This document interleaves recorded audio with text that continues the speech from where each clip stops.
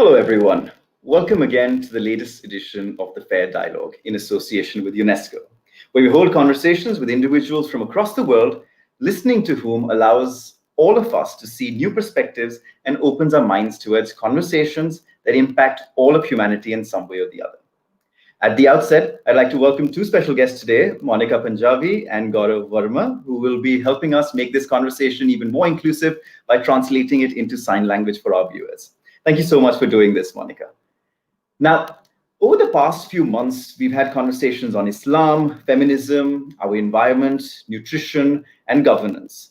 As with all of these conversations, today's conversation is also with an individual who, beyond all her numerous achievements, is at the end of the day just like you and me, albeit with a will to not only view things from a lens of fairness, but also the determination to make everyone around her also view our world through the same lens.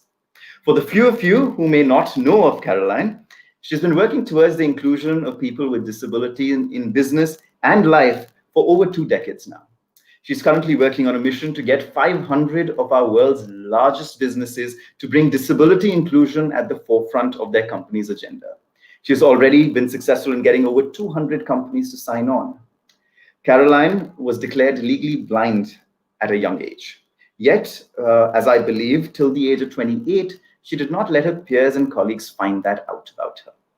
With quick wit, passion, humor, and a whole lot of determination, Caroline is helping change our world's narrative for the over 1.3 billion people who live with disabilities, and yet, for the longest time, have been ignored by those of us who don't. Caroline, thank you so much for being here with us today, and it's an absolute pleasure to be in a position to not only ask you questions, but to hear what you have to say to all of us. So welcome. Great to have you with us. Well, thank you. And Monica, thank you. Perfect. So, Caroline, I'm just going to jump straight into it and perhaps ask the harshest question that I have for not just you, but all of humanity, really, right? And hopefully it'll also be a good way to try and understand you a bit better, and then we can take it forward from there. I will, of course, provide this caveat that while I'm a true believer in the spirit of humanity and also that everyone has some bit of goodness in their hearts, this question may be a little bit of a damnation of our society in a way. So here goes. Last month, I was speaking with a gentleman here in India called Major D.P. Singh, who is India's first blade runner. He's run numerous marathons. He's won accolades both nationally and internationally. His success and fame has been something that a lot of people have rallied around here in India, right? And then have started looking at disability in a different manner. You're a celebrity in your own right, with newspapers covering your story, TV talk shows, and a whole lot more. But your fame, if I may, goes a long way in getting people to listen to your message. Because if they were left to their own, without people like you and without people like Major D.P. Singh, majority of your world is just happy to sit back, be superficially empathetic, if I may say so, yet not do anything about improving the state of inclusivity in our world today. What do you think is at the core of this phenomena, which in a way makes it imperative for you to do the wonderful work that you do, without which perhaps our world would just sit back and ignore those with disabilities? And perhaps also the reason why, and I'm adding a lot of questions here, but perhaps also the reason why you have no choice but to become famous and become a public figure in your own way, having conversations with those like us at times like these. Okay, there's a lot of questions there. and you know what? This is going to be a great conversation because these are proper questions. So thank you, Ramit. And could you please introduce me to Major D.P. Singh? I would really, really love to meet him. Number one, I am not a celebrity. I'm very well known, but I think I'm known as a troublemaker. And I like to say I'm a dangerous dreamer. When I started this work 20 years ago in India, in Kerala, on the back of an elephant, it's my 20th anniversary actually in January, and then I came to India. So it's a really important time. When I began this work, I had no idea of the scale of the problem. And I think it's brilliant that you can identify, but I had no choice. And you're absolutely right, I had no choice. I was born with this condition, ocular albinism, which means I can't see you, any of you. And if you were to wear a pair of glasses and put Vaseline in front, like a cream in front of them, that's what I see. But what's very unusual about my story is that my parents never told me. They knew, but they consciously brought me up as a sighted child because they knew, to your point, that the world didn't really welcome or value people with disabilities. And they wanted me to have the best chance that I could. And I'm very aware of the privilege that I had great education. I was born in Dublin, Ireland, and they wanted me to have the best of all of that privilege. And so I found out at 17 that I had this condition and that I was legally blind. And then I hid it, as you said, for 11 years and went into business as a management consultant with Accenture and then came out of the closet. When I came out of my closet with Accenture and then decided to go across India on an elephant, I learned the scale of the problem. And I never knew that there were 1.3 billion people in the world who had a disability. I didn't know that if you added up the figures of a person with a disability and two people that loved them, that's 54% of our global population. I never knew that 90% of children who have a disability don't get into a classroom. I never knew that you are 50% more likely to not get a job or to experience poverty. I never knew that they design more clothes for dogs than they do for people with disabilities.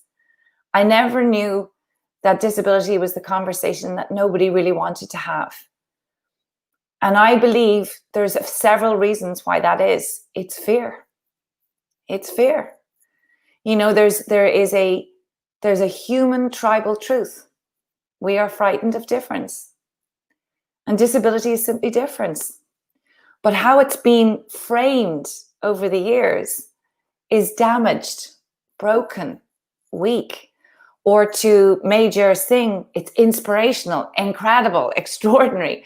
Or in some of the films and the movies, freakish, the criminal. But this is just part of us.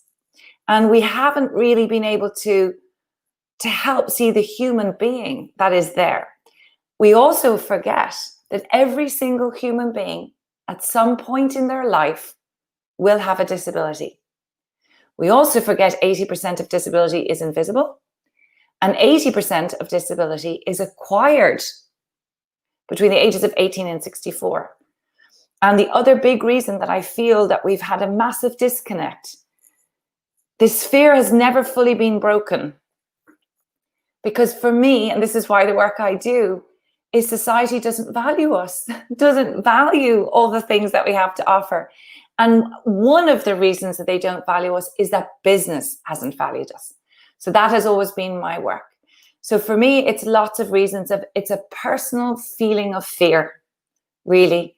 And sometimes people think disability is contagious. You're just like, you know, so I think it's a very human thing and we have to accept it. And I think the second piece is now we have this great chance. The world is changing.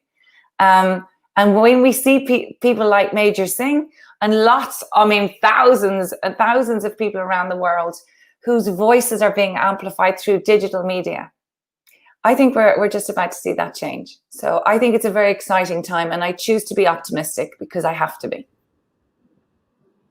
Yeah, no, I get that, Caroline. I think it's an optimism is what all of us need to be. We need to every single person needs to be optimistic. Is that some of us don't realize what we need to be optimistic about.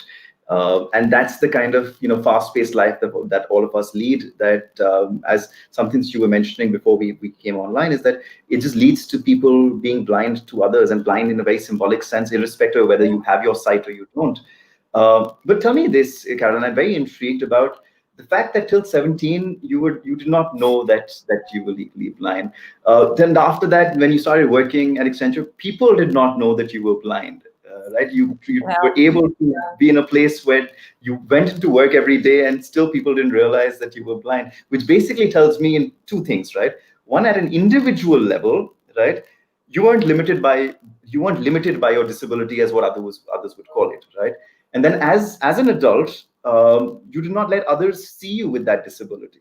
right? And yet you were able to go through your life in both those very, very different stages, one very internal and the other absolutely external. Could you tell me a bit more about that? Because this intrigues me so much. Wow, you're right. There was two parallel journeys happening the same time. The internal journey, which really, if I be honest, it was a yearning to belong.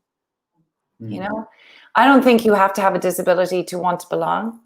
And I don't know about you, Ramit, but I don't want to fit in. I want to belong, you know, and I think everybody in the world wants to belong and to be seen and heard as their beautifully unique self, you know. And I don't think that is odd or strange. So the internal journey thought, because I saw how the world treated disability, that if I was open or if I publicly identified as having a visual impairment, that the world wouldn't allow me belong. And so I hid it. And I am very resourceful. So can I just say that's one thing about people who have a different experience of the world. We have to be resourceful, right? Because, you know, you've got to plan and you've got to think about the ways that you can do things. And that's what I say often about people with disabilities. We are the greatest solutions people in the world because we have to be. And they often forget that, you know, like the remote control that we use for our TVs was designed for people who are blind and visually impaired, and now the whole world uses it. So there's a great resourcefulness. So I was very resourceful in hiding that because I was so determined that I would be seen for me. We were talking before we came live, you know, you were bullied at school. I was bullied at school. I think most people at some point have felt bullied, have felt left out, have felt not heard, the only one in the room, always trying to compensate and make people sort of hear them and see them and like them. We know what this feels like, right? It's, you know, it's about race, it's about our genders, it's about our socioeconomic backgrounds, the way we wear our hair, our preferences, our sexuality. We know it's hard. And so we all have strategies. So my best strategy, honestly, as I was hiding it, is I'd sort of make a joke out of things. Like I would deflect. So I would find a set, my humor would help me. But the other thing was I drove myself so hard. I drove myself so hard. We hear about A-type personalities. You know, I just thought, well, if I'm good at this, they won't notice that. And so I have this disease to please, which most people do, I guess, particularly in your 20s. So I had all of these strategies. I just worked really hard. I used my humor. I made you want to love me because I thought then I would be okay. And there's a beautiful quote I love by Maya Angelou.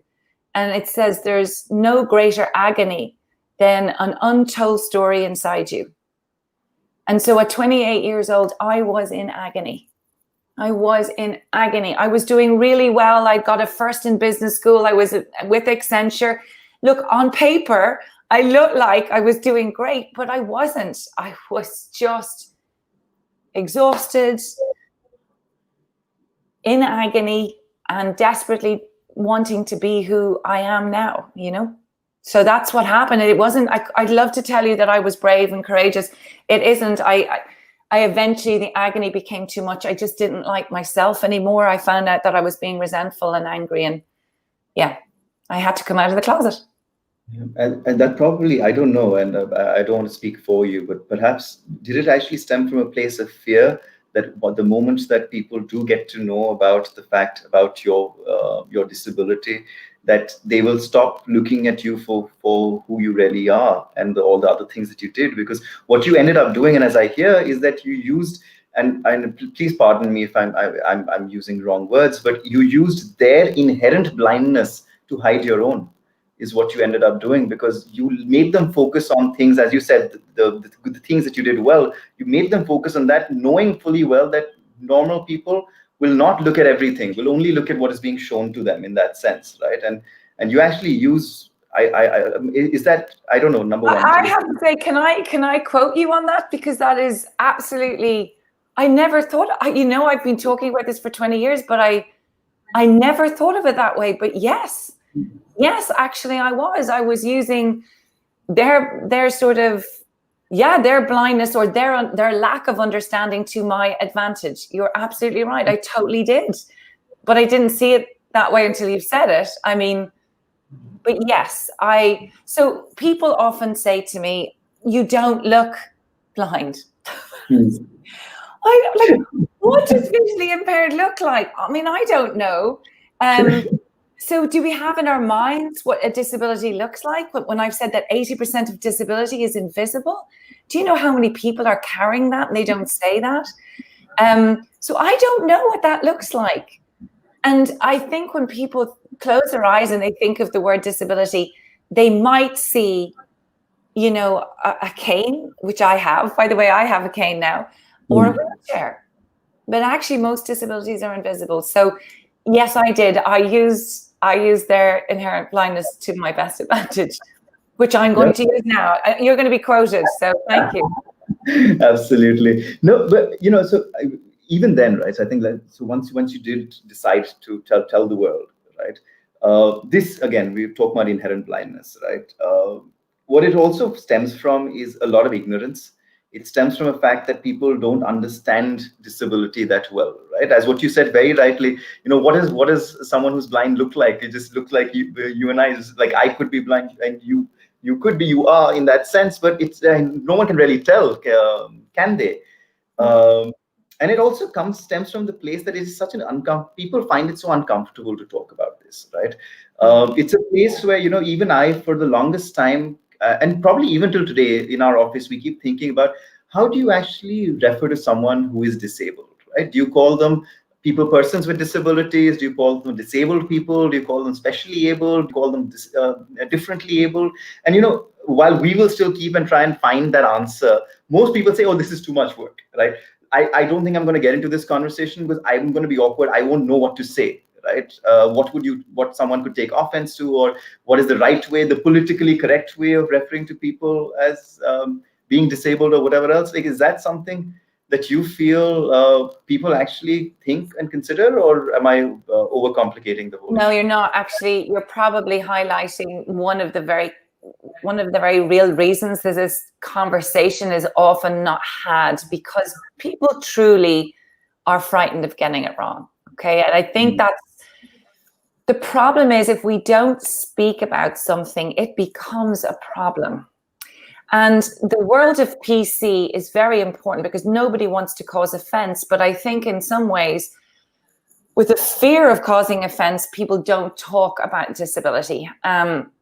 Because this word is one word which extends to 1.3 billion people's different experiences, which is physical and sensory, learning and mental health. And within that, there's levels and spectrums. So it's a hard thing to get right, okay? And we're uncomfortable.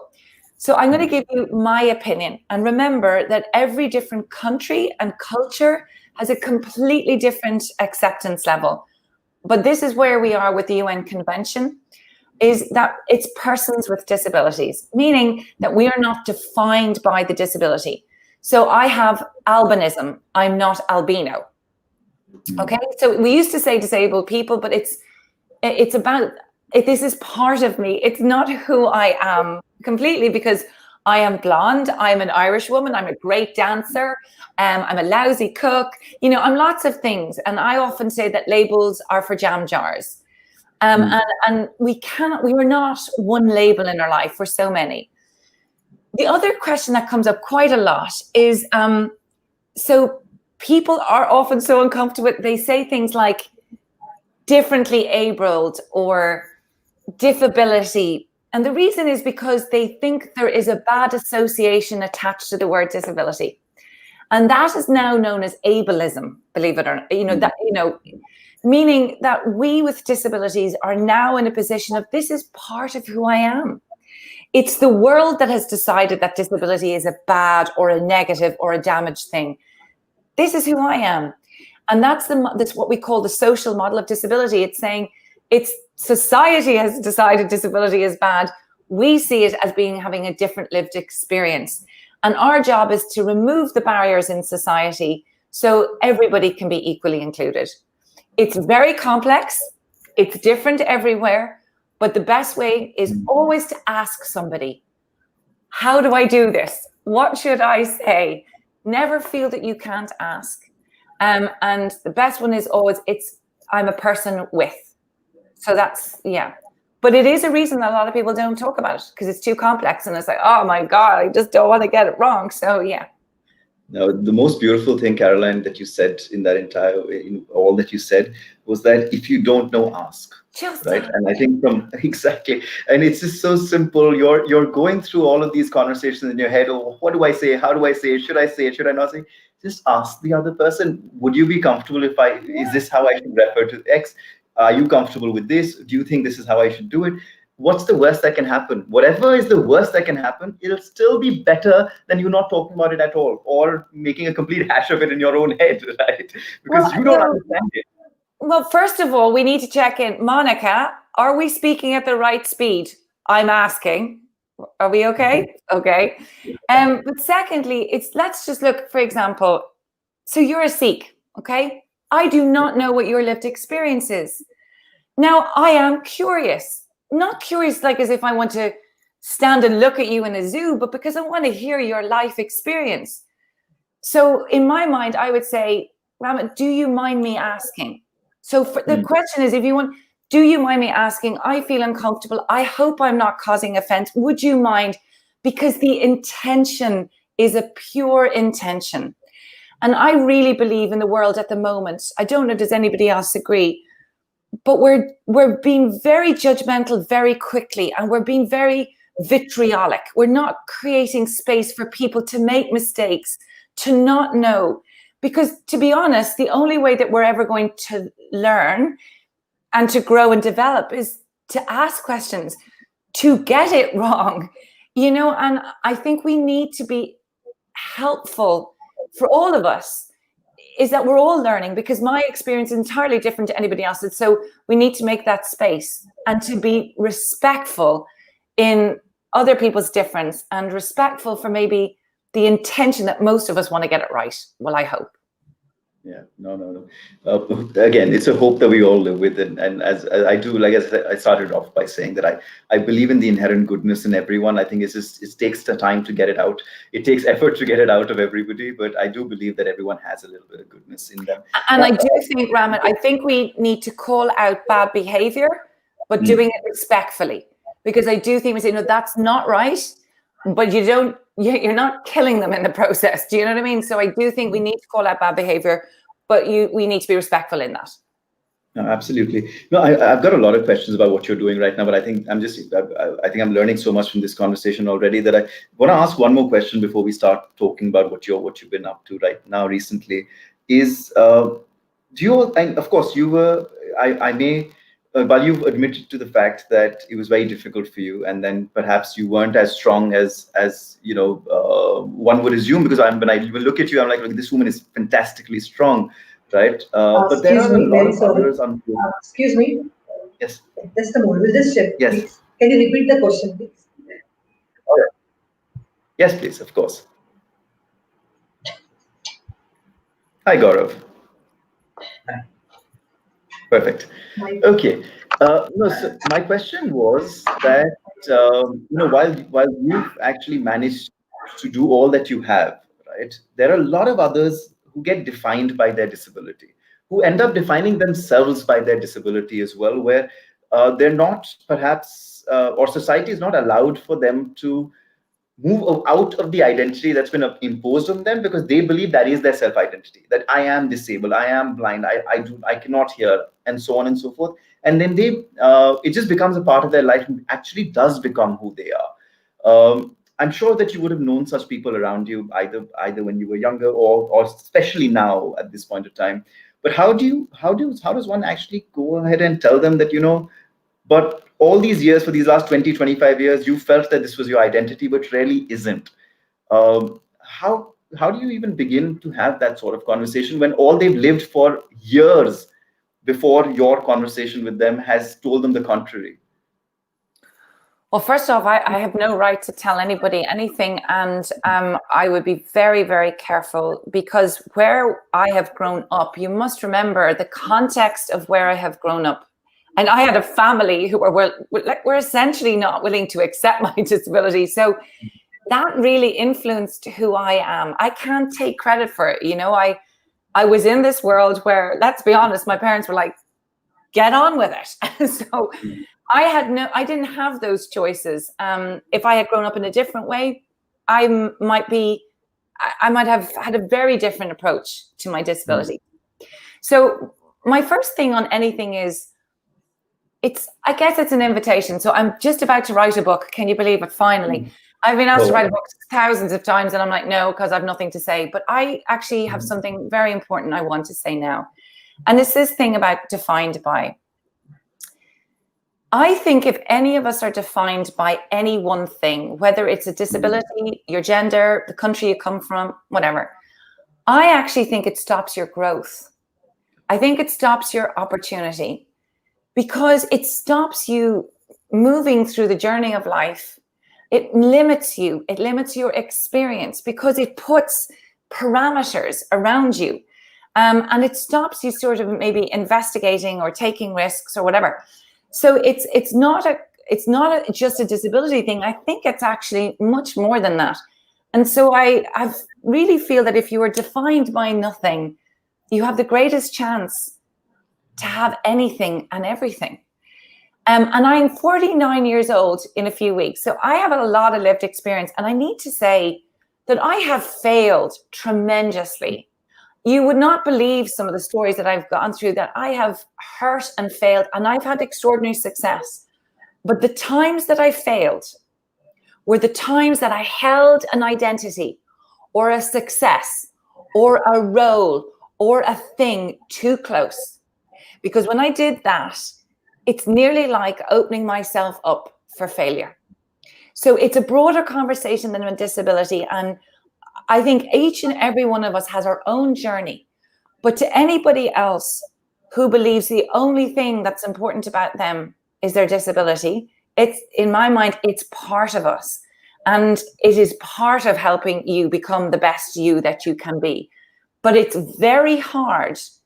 It is very difficult to become the person that you want to be if a society does not value you, does not empower you, does not include you, does not welcome you, does not see you. So how can somebody do that when the environment and society and the community they live in, you know, make assumptions about them? So it's not straightforward. We can lose the definition of disability if society sees us as a whole human. And that's where my work has been. And it's where I believe business has that very important role to play. Because if it was so easy, we would all be living undefined by, wouldn't we? But our world is a bit cruel, and it's more than a bit cruel. Our world is very cruel. And I don't know who they are, but whoever they are, they seem to have a lot of say in what's right and what's wrong. Yeah, finding that day, I think, has been a struggle. It's been a struggle for us across who are these everything. days? I don't know who they are. I know you look at gender, you look at politics, you look at race, you look everywhere. It's just, yeah, I know that's probably something that I'm going to quote you on in terms of who are these they that we keep fighting with, because they're clearly not visible, but they're yet all over us, all around. Yeah, I don't know who they are. I don't know who they are, but those days are in different countries, in different places, within power, who determine how we, our value, and what is successful and what is allowed. I don't know who they are, but they gotta go. And then you're doing your best to make sure that they do get out then, right? And hopefully there'll be more who are listening in right now. We're going to join you on that and try and get that done. So now tell me, now of course we've reached age 28. I think that's where we were, right? Where you actually did finally tell people that that you are legally blind. But from there, like from 28 years of your life trying to hide it to now being such a vocal advocate of it, like it couldn't have just happened overnight, or did it? No. Like, how did that switch really happen? Because No, I know that there were years of it being pent up, and for years wanting to be yourself and be able to accept yourself and have others accept you. But from that to now here where you are speaking to as many people as you are and as vocally as you are, just tell us a bit about that. Well, it wasn't a straight line, I can tell you. So as I said, it's 20 years, and it has not been a straight line. You know, it's very interesting. I found myself in tears yesterday, and I was really upset. I mean, wow, I was like, where is all this hurt and pain coming from? And I think the reason I tell you that is because even as you grow and even go through journeys, there's still things that you've got to deal with around self-acceptance and not feeling good enough and not feeling valuable enough or worthy enough or enough, actually. So for me, how I've done it, or how I've made lots of mistakes. That's the first thing. The one big thing is I am finally learning to be vulnerable. I'm finally learning to say when it's not okay. I'm finally learning to ask for help. And I think that's really, really important.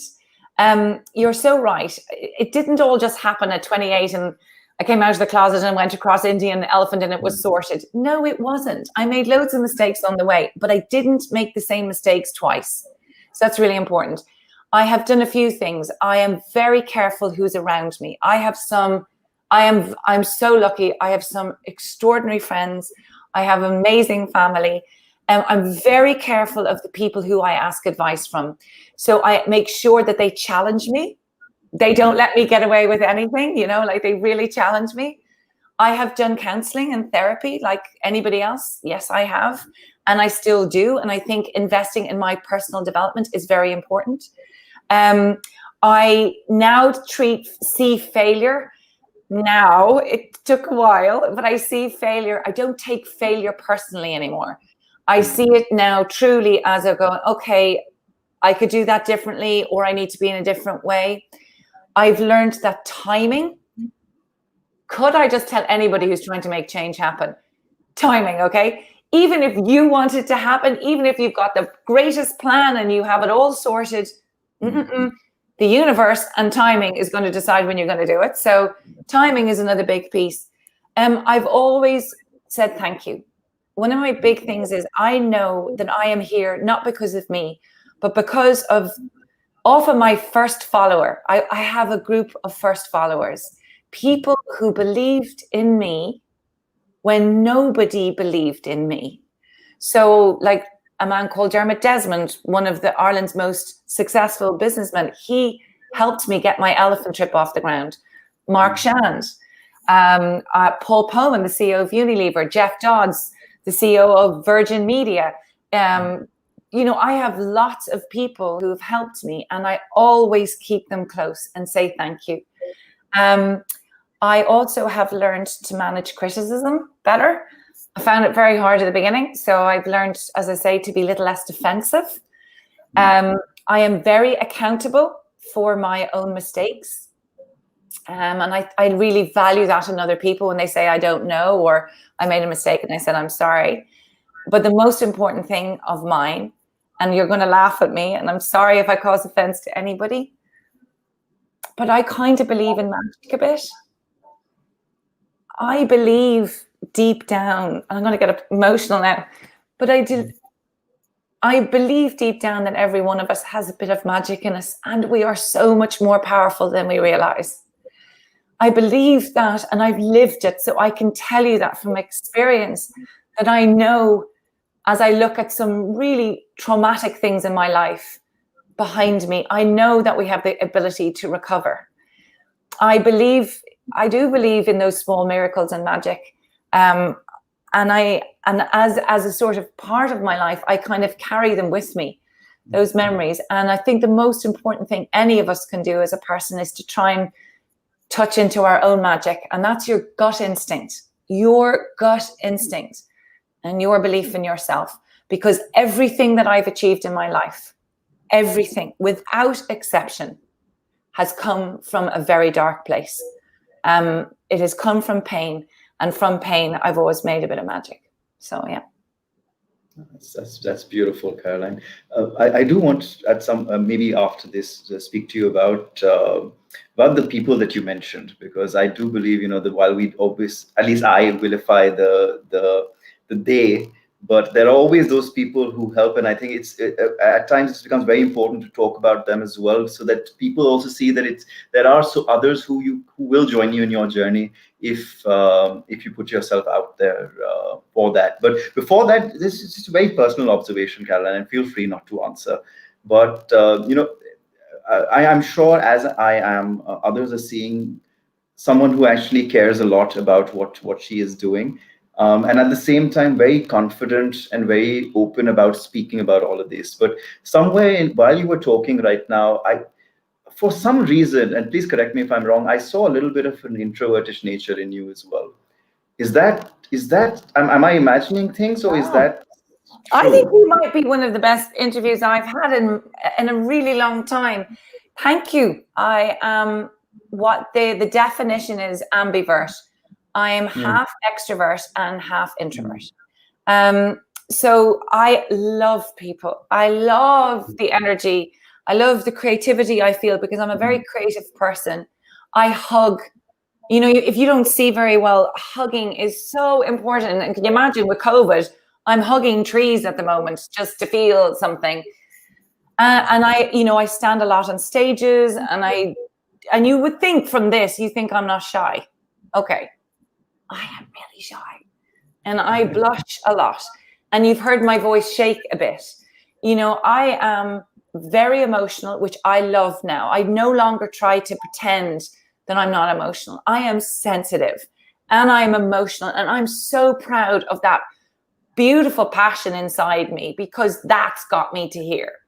And I also now really am very honest about needing my own space.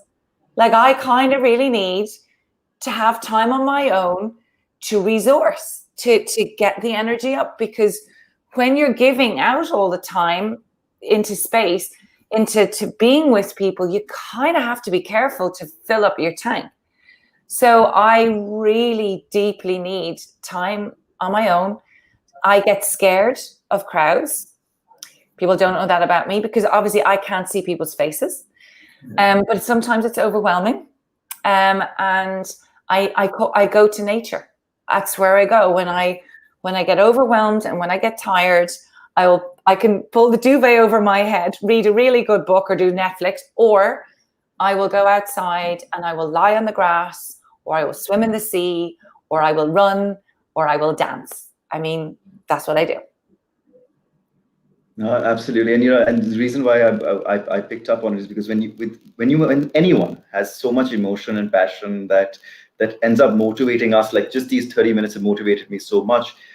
You can't do that without having time for your own emotions and passion. You need to be able to spend time with your own emotions and passions to allow for it to actually manifest itself in a way which can motivate others.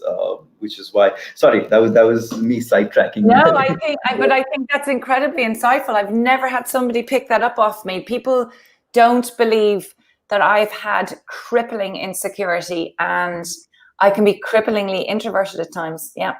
So well noted. That's incredible. I'm scared of you now for the rest of the interview. All right. So okay, so let's just get back to the people who gave you support, right? The ones you mentioned. The moment you mentioned it, I immediately wanted to think, I want to know more about them, because these are the kind of people that all of us need in our lives. All of us need to be able to spot and then do what we can to attract these sort of people towards us, that can enable us then to do the kind of things that we want to do, and who enable you to do the wonderful things that you're doing. Well, so I'm doing this 20 years. So for starters, I've had a lot of fabulous fellow journeyers with me. But I need to call out first, probably the thing that once again is going to make my voice wobble, because how much I care about the teams of people I have been so lucky to work with.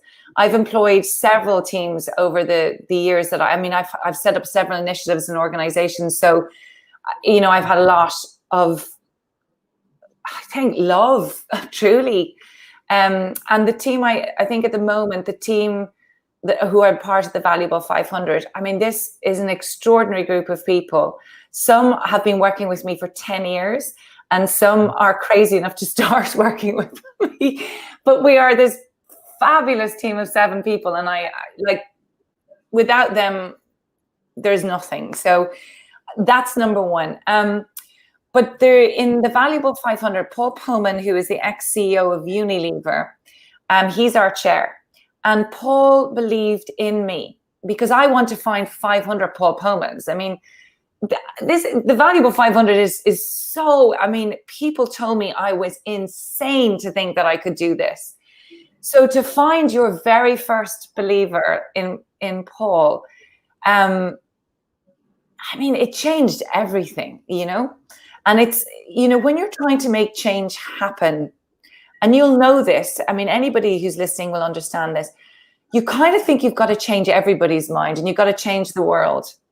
Sometimes the most important thing is that very first believer or first follower. And so Paul for the Valuable 500.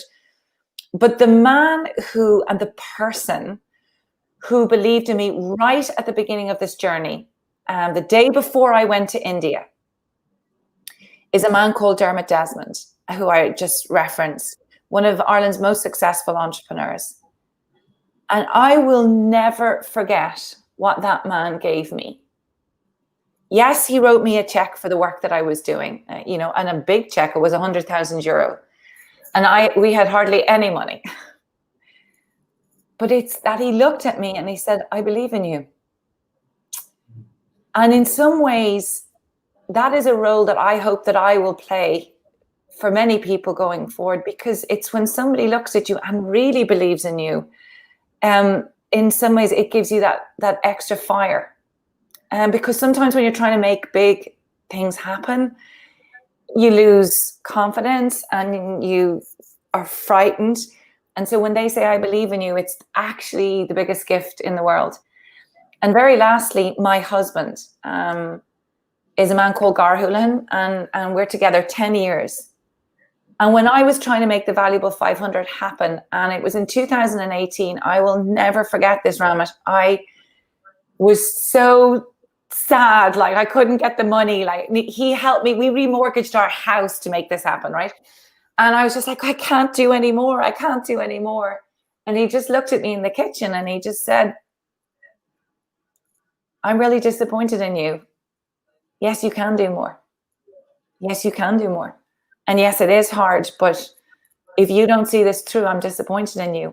And can I just tell you, that was the hardest thing ever to hear, but it was the most powerful. So I remember licking my very sore wounds. And then a whole 11 months later, I launched the Valuable 500 in Davos. So, you know, these people come in, they can be in your family, they can be heroes of yours. Paul was a hero of mine. Or they can be people that you never imagine that you're going to meet, or they can be often a stranger just saying, I believe in you. I hear you. Yeah, and you know, again, my takeaway from that, Caroline, is really it gets summed up in what your husband actually did for you, because to have people who can call you out, to have people who can say the tough things, you know, I find it so often in my own family, in others that I know, where people are happy if you fail. Right. And when I say happy, it's not that they're happy. It's just that it's all right. It's okay. You'll do something else. And they're happy for you to move on because they feel that you will not be able to take on that failure. And because they care for you, and I don't know how it works really. It's so diabolical that it's because they care for you, they will tell you and to just move on. Because, oh, all right, it's okay. If this doesn't happen, something else will. But for someone to really say that, okay, it's fine. What happened? You failed. Did you? You really didn't, because you're still going, right? You still have more years. You still have more time. You can still achieve what you had to achieve. Why don't you keep at it? It's so difficult to find people like that. So very grateful for your husband. I think a lot of people around the world are very grateful for what your husband did say to you. Well, I also think there's a piece is that when you love somebody, you don't want to see them in pain, right? Mm. And so I think we so often try to help. We give advice that's what we feel, not what's right for them. And I think people don't like to see and witness pain. And I think the other thing is that sometimes when we see people around us trying to do really big things, and let's be honest, I mean, unless I know what envy is, I know what jealousy is, I own that. And sometimes when you see people being brilliant and magnificent and doing stuff, you feel like, oh my God, am I good enough? And so you're looking for your own validation. And so this is why I really encourage people, be careful who you listen to. Be careful who you listen to, because it's very subjective to the person's life and what they want to validate about themselves. So that's why I say one of the most important things as you move through your life, whether you're doing really big purpose-driven work or whatever way you choose your life, be careful who's around you, because you want to be careful they don't want to make you small. And that's a very, very important thing, because I think we're probably, to Marianne Williamson's point, is we're probably more terrified about our great potential than we are about our smallness. And so, yeah, it's something to be just really, really careful of. So I'd probably say it's funny that you still speak about staying away from people who would otherwise pull you down, or would end up saying the wrong things and so on and so forth. But and again, please pardon me, but you actually did the absolute opposite, because what you decided to do in Davos was to effectively say that the top 500 companies of this world, I'm coming to you, you need to listen to me. So you took yourself, and I'm sorry, no offense to any of those 500 companies, but you actually took yourself and said that I want to come to you and you have to listen to what I have to say. And I don't care whether you've been looking at this previously or not, whether you're good people or bad people, all that is irrelevant for me, because this is what is relevant and this you must listen to. And you've got over 200 companies to actually listen to you. No, I've got a correction to make. Yes, please. I have 300. Oh, wow. And 29 companies as of this morning, representing 12 million people globally, 31 countries, 46 sectors, 4.5 trillion in revenue. And just for a moment here, I want to call out Enable India, who have been our partners in India, who've brought over 24 Indian companies in, and I cannot thank them enough. But I also want to call out another great man who was a great hero of many of ours, Javed Abidi. So he was one of India's greatest disability activists, actually one of the greatest global activists. Now, if anybody knew Javed, sorry, Javed didn't wait for your permission to get up there and go, this is what I believe, okay? So you got to remember, I've had some great people I've learned from, and Javed used to say to me, he said, you're never going to give up, are you? And no. And so, I've had those kind of leaders ahead of me to learn from. And I was absolutely, and still am determined that leaders make choices, choices create cultures. Disability can be equally included in business if leaders in business say so. And 54% of our company boards have never had a conversation about disability, right? That's ridiculous. 98% of our global companies claim they are passionate about full inclusion, right? And they use it for their brands and their advertising. And only 4% consider disability. Ramit, that's a delusion. That is an inclusion delusion. You cannot say inclusion is, we'll just do gender this year and we might do LGBTQ next year. That is delusional. That is a hierarchy and it is wrong. And so that's number one, what I would say to business. But the second thing is, business, I don't need you to feel sorry for people with disabilities, okay? Because we have a huge amount to offer you as customers. We are 8 trillion. Our market is 8 trillion. As talent, as suppliers, as a source of innovation and growth, we don't need your pity. But you do now need to be aware that if you leave us on the sidelines of your business, you're now at risk. So, yeah, I learned from people, it's all very well. I'm never negative. We do not, we don't call people out for doing things wrong. We catch people for doing things right. We make heroes out of them. We add up all this, a collective influence of all of these companies and say, now come on, no more excuses. Let's do this together. Yeah, no. So you touched upon the inclusion delusion, right? And I love the way those two words really rhyme as well. And then there's so much meaning behind it, because that's what we see all over our world. Again, beyond just disability as well. If you look at gender, race, right throughout, everyone will come and make these big statements about how they are going to be inclusive and how they are inclusive and so on and so forth. Not just corporates, governments, all throughout. But then the fact still remains is that on a large number of occasions, that just remains as lip service. It just remains for the cameras and so on and so forth. So I'd love to understand how you at the Valuable 500 are actually getting them to take some action. One is, of course, saying that they will, but how are you actually managing for them to do something about it? Well, so first of all, right at the heart of the Valuable 500, if anybody wants to check it, the Valuable 500 has a heart in it. So this is about honor, and this is about heart.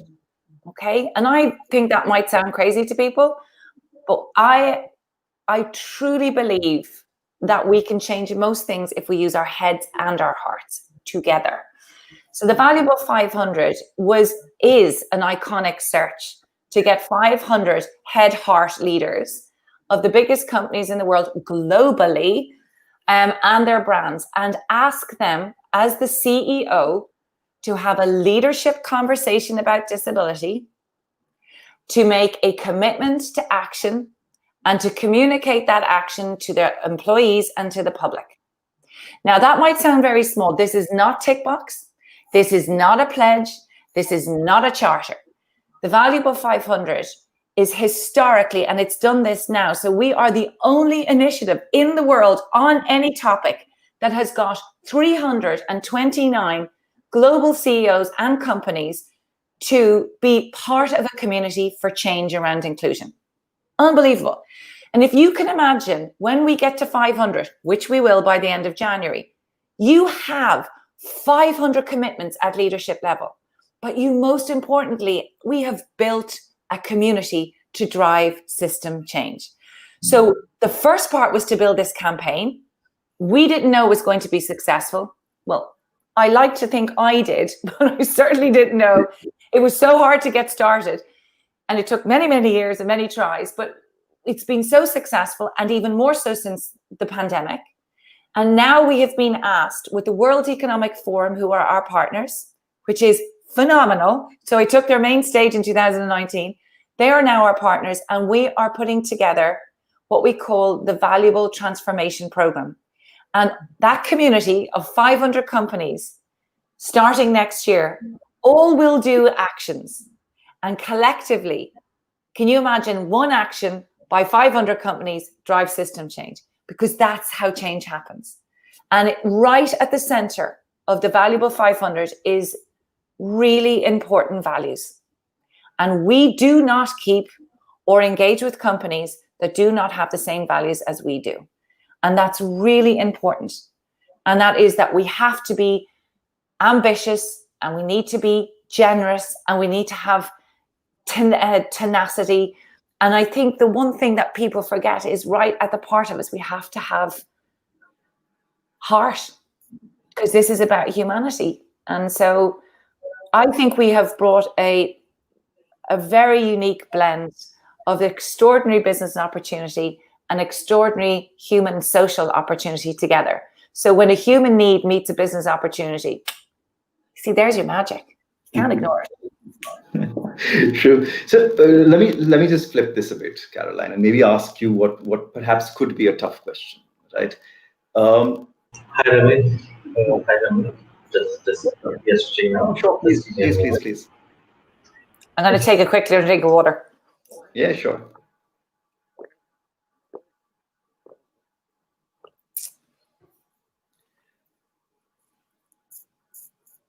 You see, I think we're speaking too much. They're exhausted. They're exhausted. But I'm loving it. All right. Good to go? Perfect. Okay. No, so the question that I wanted to ask you, and as I said, just flipping things a bit and maybe a little bit of a tough question, is the Valuable 500 is primarily focused on people with disability, right? We know there's a lot else that ails our world. We know that gender is a massive issue as well. We know that race is a massive issue as well, all across our world. Do you feel that the companies that you've got on board now, will they have the appetite or the will to move beyond disability as well and move to others now that they've created such a massive focus on inclusivity with respect to those who have disabilities? Actually, so the answer to that is it's companies who have had a broader view of inclusion are now bringing disability into that agenda. So the companies that I believe are our valuable 500 family have either excelled or been committed to one part of the inclusion agenda and then now see, actually, no, corporate human inclusion and belonging and equity means everyone. They're the companies that know that they need to represent the society to which they operate in.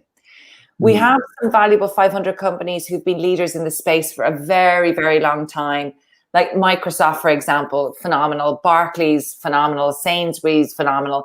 We have some Accenture. You know, we've got some really big companies who have been quite big leaders in this space. And so they're, what we say to the valuable 500 companies or anybody coming into this, and by the way, anybody listening, I'm an activist. So I'm going to say anybody who has a company that you think can join, this is what you need to know. They just need to have 1,000 employees. And it doesn't matter if they're beginning, scaling, or leading. They need to get in touch with us. But I want to go back to your question about the agendas. This is what companies are starting to understand now. And this has been very much brought up by the Black Lives Matter movement. If a company is to turn around today and say, we are only going to focus on Black Lives Matter, that would be very short-sighted of them. Because what about the intersectionality of the human being? What about a disabled Black person, a female Black person? So the word intersectionality is a very important development or evolving in this conversation about inclusion in business. When we are no longer now we're only beginning, okay? But I think companies are starting to realize that to focus only on one agenda is a huge risk to their business and to their brands, more importantly, because the next generation, that young Gen Z and the millennials, are going, no, human beings are human beings. And they see inclusion in a very different way. And this generation, the generation that companies want to have as customers and talent. So they know that this categorized, cookie cutter, silo version is not working anymore. And our call out to corporates is, and actually to the world of activism, is we have to start having stop having a scarcity model, which means if I give to you, I take away from me. And that's it's been a very divisive part of the diversity and inclusion agenda. And it's the identity politics that has not served us well. It's like, if I believe in inclusion, I believe in everybody having a space in this room. Do you know what I mean? I mean, I understand it, but I believe in it. And so the fact that Black Lives Matter is so prominent in the media is brilliant for disability. It is brilliant for LGBTQ. It is brilliant for gender. It is brilliant for everything. So I think corporates are starting to understand there is no longer any excuse, or there will be no tolerance for, this year we're going to focus on gender. It's ludicrous. It's just ludicrous, because they're like, oh, well, what about the disabled woman? Really? See, I'm very passionate about this topic, so I'll really spot on, Caroline, because what you've effectively done is you've shown them the way, and I don't see that lightly, right? Because you've shown them the way for how inclusivity needs to work, right? Now, while you may have done it with respect to disability, but then it's the same principles, it's the same concept, it's the same thing at the end of it. It's humanity at the end of the day, right? I think if everybody just learned to be human in whatever way, shape, or form, and whatever it takes to get them there, I think it's more than welcome, right? Which is why the Valuable 500 is such a fantastic exercise. Because one more thing that I just, I was thinking, and I thought about quite some while back, is that it's wonderful about a wonderful way of adding peer pressure to the mix as well. Because guess what? All of these companies look at each other and they want to be, they want the world to know that, oh, guess what? I'm doing this as well. We've got these 329 companies. And I think it's just, I'm sorry, if I were being devious for a minute, I think it's just a very, very fantastic plan to be running it this way and towards a wonderful objective. So I don't think anyone will call it being devious. Well, no, we are being manipulative. Come on. Look, if you understand human psychology, we understand how communities are built and how they work. What I wanted to do is create, one, a sense of competition and tension, because healthy competition is very good. And the second is to create FOMO, fear of missing out. So my thing is, like, we only have now 170 seats left in our community. And when you look through those brands, I'm like going, so at the beginning when we only had 10, people could go, oh, well, like, is this really going to work? It's so crazy. Now it's like, yikes, I better get into that tent because I should be in the tent, because together in that community, this is going to be a legacy. This is a legacy community. It's extraordinary. And so it's like, well, I better be in there than not be in there. So you are absolutely right. It is based on those principles, for sure. And I see absolutely nothing wrong with it. Frankly, it's been done to us for years. Yeah. I think giving a little bit back, I think it's absolutely fine. I know we've already crossed the hour mark, and I can't believe we have. I just saw the time on my left, and it's already been an hour. But I do want to keep you for another 3 or 4 minutes, because I do have one question that I do want to ask you. Sure. Since we are the FAIR project, right? And we've spoken so much about all of these things, which also borderline revolve around fairness. But if you were to tell us a bit about what you think fairness is, what being fair is all about, that'll be wonderful to hear after everything that we've heard so far. Wow. Fairness is in my DNA. I'm a Casey. It's my surname. I can't help but just be so, the concept of fairness and justice and kindness. So for me, if I have to give you one sentence, which is hard for the over-talker I am, is that fairness is about everybody getting the same chance. And equality is one thing, but equity, that word equity is very, very important. And I guess the work that I do is a reflection of that feeling inside myself. Is I really believe that for a world to be fair, we must remove the barriers in our society that stop people equally having a chance at the same table. And I think that's it. It's about equity and access to the same privileges right across the world. And when I think about fair, when I think about people who are really fair, to be fair often it requires huge courage. Being fair in business is very difficult. It makes you unpopular sometimes. And I do think to live a life of fairness and to be fair sometimes requires you to stand alone, to call people out, to be unpopular. And I think it's not easy, not in our world. It's not easy because our world is a deeply unfair world. And one of the things I want to end by, at the beginning of the pandemic, I heard people saying, now we don't say it anymore, thankfully. They said, oh, this pandemic is the great equalizer. How on earth is that true? So this is how I feel. To me, it was the greatest moment when we just saw it exploded. The inequity and inequality in our world came so much into play.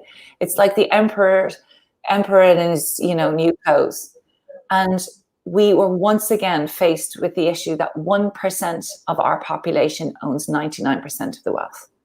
There was nothing about the great equalizer in this, nothing at all.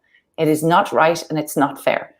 So fairness to me is that everybody has the same chance at equality and equity, which certainly does not exist now. So thank you for the work that you guys do, because it is so important. Thank you so much, Caroline, because again, I'm so glad that you use the word equity, because it's something that we talk about all the time, that we want a world where you do not need to try and seek privilege, because privilege doesn't even exist in the first place, because everyone has equity and we live in an equitable world. And if we can, I know it's a dream, but we are dreamers. At the end of the day, we do what we can to achieve our dreams and to achieve the reality that we believe that these dreams can actually produce. And so, as what you said, thank you as well for everything that you're doing and you continue to do. And hopefully, if there's ever anything else that you need here in India from any of us, we're just one. More Indian companies, come. You said it. We will. Perfect. Thank you so much, Caroline. Thank you so much for spending this afternoon, your afternoon, with us, evening here for us in India, and it's just all power to you. Thank you so much, Caroline. Thanks, Monica. Thanks, Gaurav, to you too as well.